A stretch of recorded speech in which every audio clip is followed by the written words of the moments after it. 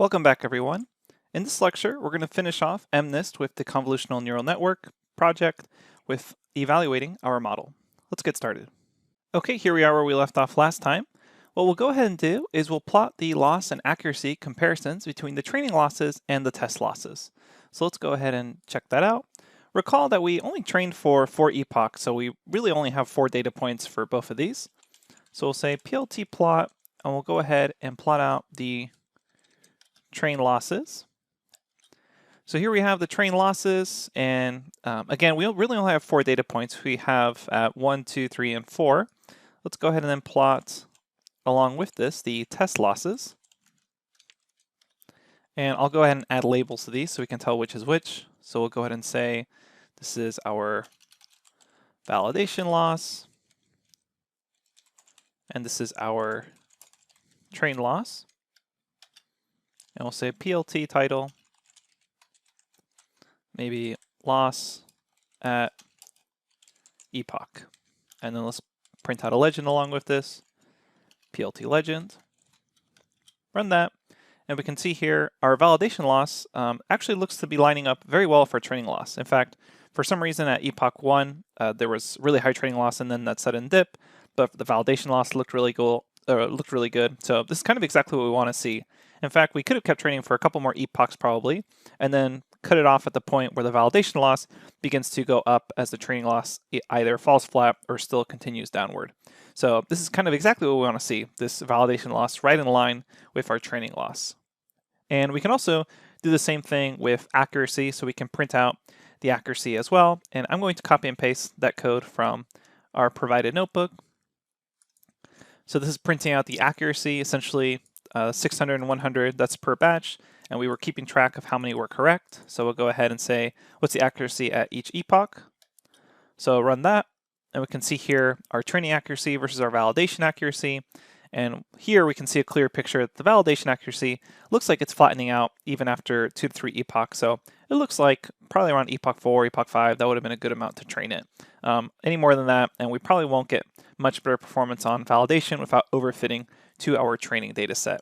And again, we're performing extremely well here. We're already above like 98% accuracy.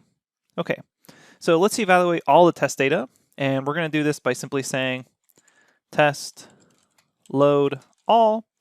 We'll create a new data loader object. We'll pass in the test data, and the batch size will simply be the size of the test data set, which is 10,000 points. So 10,000. And we don't need to shuffle this because we're not doing any sort of training. We're just going to go ahead and just run it through. So there's test load all, and so this is how we predict on new data. We'll simply say with torch dot no gradient adjustments. Right now, correct is going to be equal to 0, and we'll say for x test, y test, in test load all, go ahead and grab the predictions by saying y val is equal to model x test. Again, we don't need to flatten this. And just as before, we'll say predicted is equal to torch.max, where we have y val 1 and index 1 off of that to grab the actual predicted number. And then we'll say correct plus equals, and we'll ask where does predicted equal y test, and then take the sum of that. Okay, so we run that, and this will take a little bit of time since we're running 10,000 points, but we're not doing any training, so we'll go ahead and then calculate our test accuracy. So we'll say, okay, how many did we get correct? So I can say correct item to actually grab that out of the tensor, and then let's go ahead and divide that by the amount of points there were, which was 10,000, or the length of the test data. So we run that, and it looks like we're getting about 98.48% accuracy. So recall that our artificial neural network returned an accuracy of 97.25% after 10 epochs. However, it had to use up to 100,000 parameters, and we used around 60,000. So we're basically doing better with less parameters. And later on, as we get more complex image data, you'll see that an artificial neural network will actually fail for kind of realistic images where not everything is perfectly centered. And if we want to display the confusion matrix, I'm going to copy and paste the code here from our lecture notebook, since it's the same code we've used before with the A and N on this MNIST data set. And here we can see the confusion matrix. We can see what particular values it gets confused on. But like I said, we're performing really well, like 98.4%. So there's really not that many misses. We can see we're missing quite a few 8s here. But other than that, it looks like 7s are also being missed. All right, now to end this evaluation lecture, students are always asking me, how do I run a new image through the model? Keep in mind, we've technically already done that twice. We just did it right here. These were all new images to the model.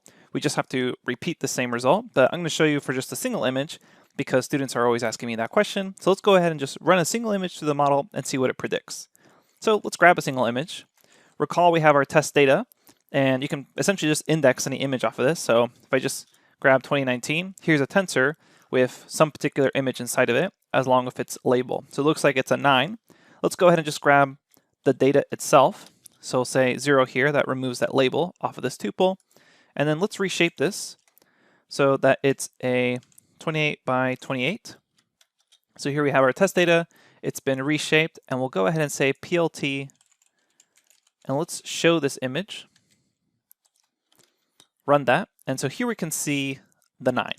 So let's now grab this single image and pass it through our model. So we're going to go ahead and say the following. We'll say model eval with torch dot no gradient. Go ahead and say new prediction is equal to this model, and we're just going to pass in that single point. We'll say test data at index 2019. I don't want to also pass in the label, so I'll say 0, and I'm going to view this as 1, 1, 28 by 28. So this is a batch size of 1. There's 1 color channel, and it's a 28 by 28 image. Okay, so I go ahead and run that. And if I check my new prediction, look at how it has essentially the probability. And what I need to do is I need to grab the argmax. So which index had the largest value or largest probability, and it was at index 9, which is essentially what's reporting back here that it was a 9. And so you can mess around and do this for any number. So you can go ahead and grab another number. Let's just say 333. Run that. This looks like a number 5 to me, but we can check that by grabbing test data and indexing the label. So run a 1 here, and that should be a number 5. It almost looks like an S. It's pretty bad. But we'll go ahead and run that and see what our network predicts. I actually don't know if it's going to be able to get this one because that's a pretty sloppy 5. But we'll go ahead and run that, run this, and actually, yep, it's getting that 5 as well. Okay, so you can play around with this. And as a reminder, all the code that we've gone through is in the lecture notebook. So the lecture notebook has comments, lots of explanatory text for each of these steps. So I hope you enjoy this project, and I hope you now see the benefits of a convolutional neural network. So again, you can always check out our lecture notebook here. So there's lots of explanations for everything we just did, and there's a little bit of extra stuff too on examining the misses if you actually want to track the index positions of missed predictions here. Not something that's really necessary, but there's lots more details here in case you're interested in that. Okay, so that's it for running a CNN on the MNIST dataset. So far, we've only worked with grayscale images. Let's go ahead and use a new dataset that's similar to MNIST, except instead of 1 color channel, it actually has 3 color channels, which are red, green, and blue. And a lot of this will look pretty much exactly the same as we just did here. We just have to take care of that extra color image channel. So we'll do that in the next series of lectures. I'll see you there.